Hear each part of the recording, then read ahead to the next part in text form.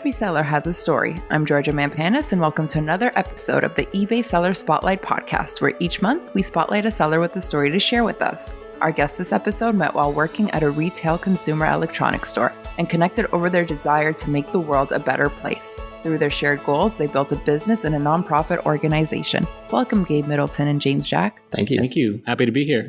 Tell us about your business. What do you sell? Human IT, as you mentioned, is a nonprofit social enterprise. And on eBay, we mainly focus on refurbished electronics. But the revenue that we generate from our sales actually goes to our nonprofit programmatic efforts, which is to create digital equity for folks left on the wrong side of the digital divide. And we do that really in four primary ways. We call our digital inclusion services. We really want to make sure that everyone has access to a good working computer in their home, has access to a high-speed, low-cost internet connection in their home as well, digital literacy training, as well as technical support services. We believe that if folks have access to all of those digital inclusion services, they have a chance to achieve true digital equity and become a digital citizen.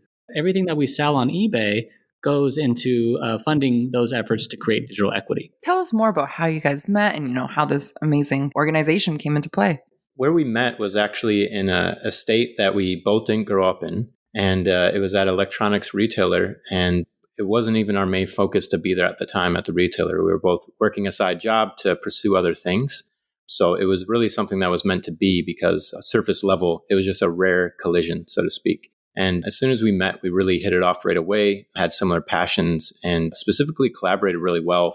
When we would hang out, we would talk into the night because there was just so much to learn and grow from each other. Yeah, most definitely. And I would like to add to that if I can. And it's just, we were very, very young when we met. We were 24 years old, really kind of trying to find out where we fit in the world. And we shared that in common, right? We knew that we were hungry to kind of make a difference, but we just didn't know exactly how we wanted to make a difference yet. And I just think that idea of where we wanted to fit in society and where we wanted to spend our time to make that difference is kind of where we hit it off. And a lot of the conversations really kind of spurred from there. And the conversations eventually turned into what is the business model of what Human IT is now.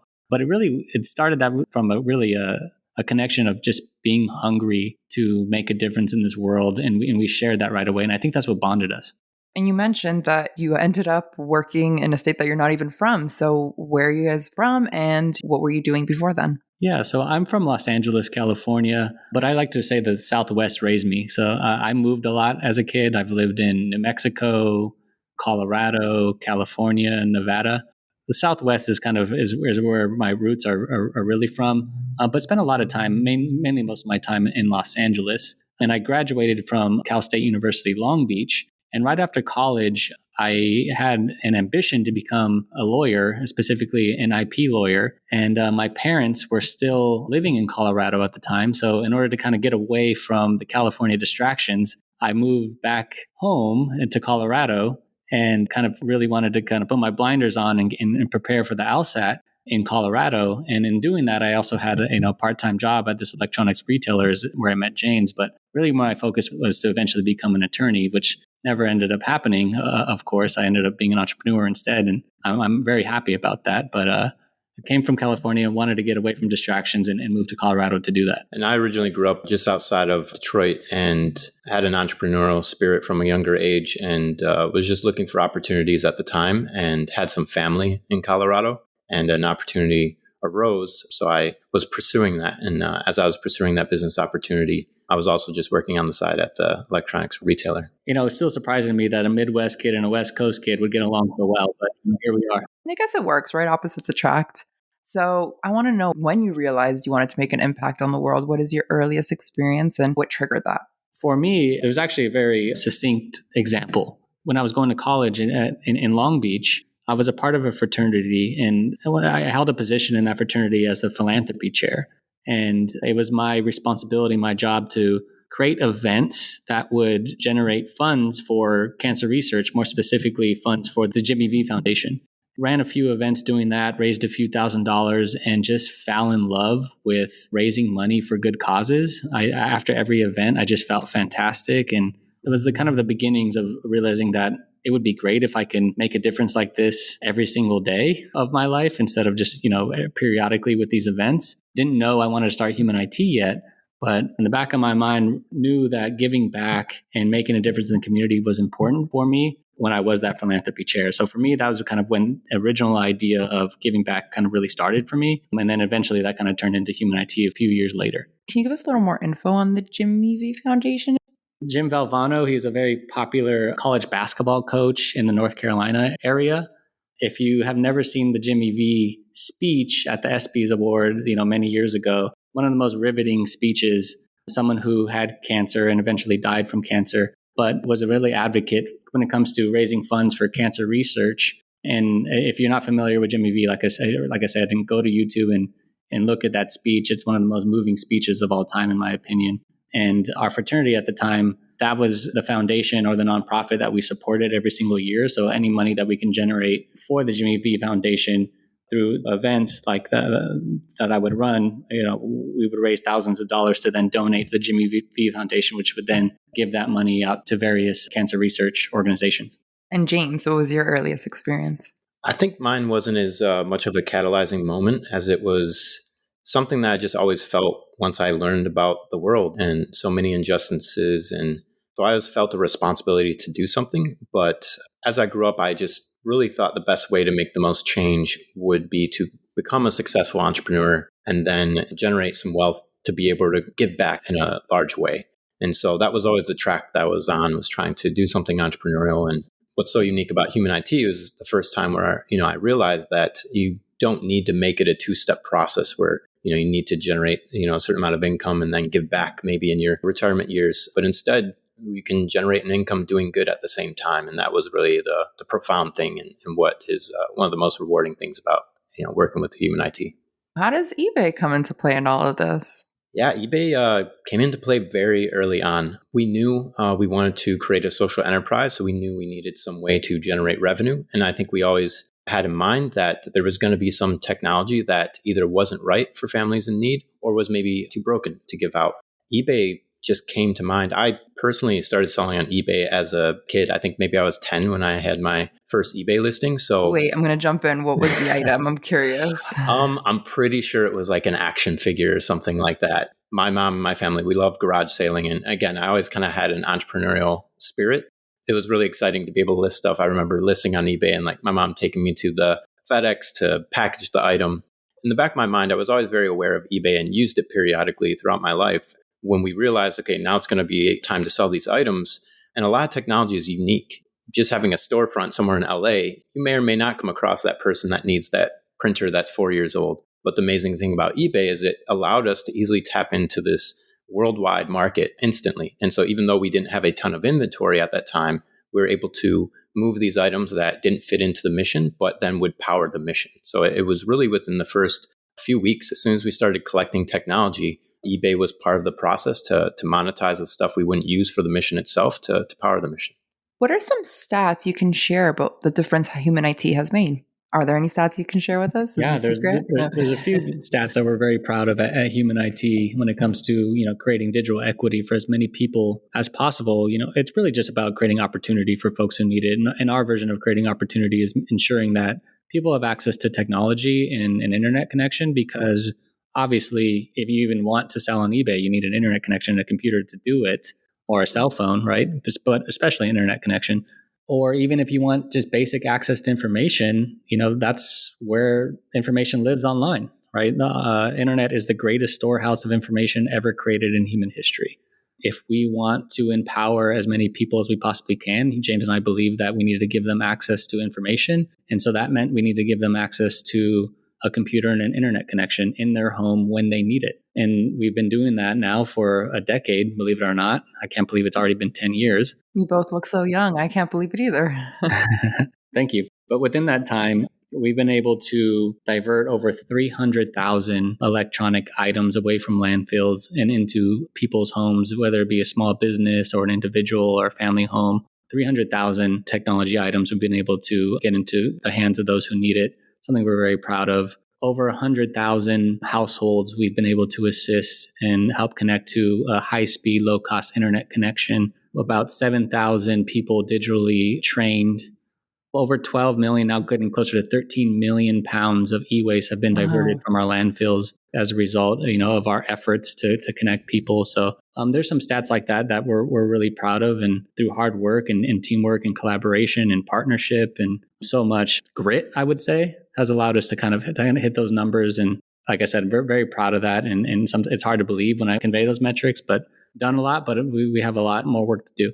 What would you say your 5-year impact goals are? In the next 5 years, I think human IT, especially now that it's 2023 and beyond to 2028 even, we are evolving as an organization. For the first 10 years, we were really focused on collecting a lot of electronic waste from Fortune 500 companies, small to medium-sized enterprises, as well as individuals, and divert as much technology away from landfills, our e-waste away from landfills as we possibly could, and get into the hands of those who need it. And we're still going to do that.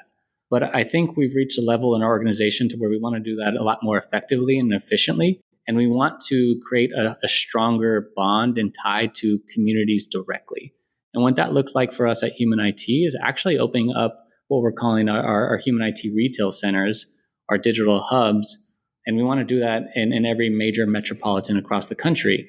Actually, we're going to be opening up our first Human IT retail location in Detroit, Michigan. And what that's going to do is that's going to give access directly to the community and individuals who are left on the wrong side of the digital divide, access to the digital inclusion services when they need it and on demand. So they can come into one of our centers and purchase one of our computing devices, get access to low-cost technical support services and digital literacy trainings, as well as access to high-speed internet connections. And we're going to just be more insight, in mind, connected to the community all the time in order to support their digital journey. Because currently, right now, everything is online. And if you want to interact with one of our services, you kind of either have to call us or text message us or kind of do everything digitally. And that's great. And we're proud of that. We want to continue to build that. But we need some type of tangible connection with the community. And we're really hoping that and confident that the Detroit Retail Center is going to go great.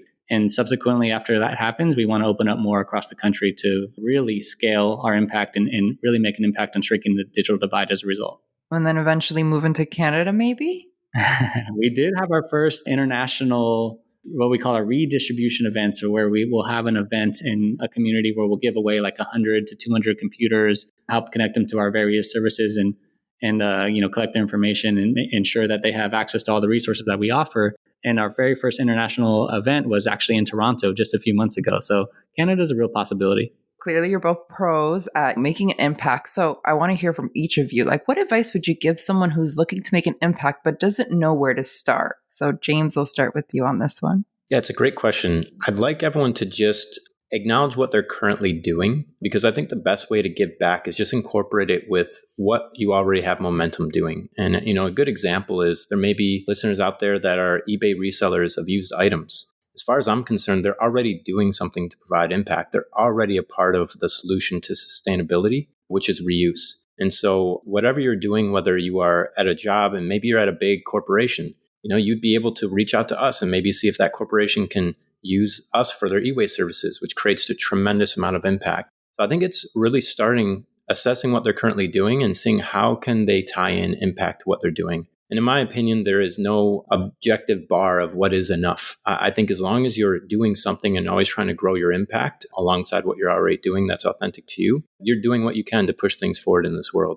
I would just say start looking at what you're currently doing and seeing how you can loop in or tie in some form of impact to what you're already doing. Yeah, and the only thing I would add is eBay makes it really easy. So any eBay seller listening right now, there's this amazing program called eBay for Charity. And you can just turn that on and then give a portion of your sales to an organization and a nonprofit that you care about. There are hundreds of organizations on eBay's platform that you can search for. If you want to select Human IT, of course, we'd be grateful for that. But any other cause that you choose to support, it's eBay really makes that easy to support that organization and those efforts through eBay for Charity. So I think that's a really easy layup to focus on right away. The only other advice that I would give to all the do-gooders out there is, don't strategize so much, right? Just lead with love, lead with passion, lead with authenticity, and whatever it is you decide to put your efforts into, just build an impact from the very start in your own way. Don't overthink it. There are a lot of ideas. Sometimes it's just about executing and doing and starting small, taking that first step and then the next step. And then all of a sudden, after 10 years, you look back and you've created a lot more impact than you can ever imagine. And you made a difference in so many people's lives as a result. So, don't overthink it. Start simple. Find out where there's some other do-gooders around you. Create a community around you. Then all of a sudden, you start to make those connections, and then momentum and magic happens after that. Wow, that was very beautifully said. Thank you. So where can listeners find your store online? So on eBay, we're just at human-i-t. You can look up our eBay store. And then online at human-it, we're on all the platforms. If you want to follow me in particular, at Gabe Middleton, we're on Twitter, Instagram, TikTok. There's a social media out there. Just either look up at human-it if you want to follow our organization, or at Gabe Middleton if you like to follow me. And James, your personal one too, apparently. We need to give that out to sellers. Actually, I don't have a huge online presence. I'm guilty as charged in this new age. I push as much as I can out through our normal channel. So I think if you follow the two Gabe mentioned, you'll definitely see me on there. That's for sure. Well, thank you both so much for being here. This was awesome. It was really great, learning more about what you do with Human IT. Thank you so much for having us. Very grateful. Thank you. Gabe Middleton and James Jack sell on eBay under the store name Human IT. You can also learn how they are helping empower people and save the earth by checking out www.human-i-t.org. We hope you'll join us on our next episode where we'll shine the spotlight on another seller with an amazing story to share. I'm your host, Georgia Mampanis. Jim Griffith is our editor-in-chief. The eBay Seller Spotlight podcast is produced by Libsyn and Podcast 411.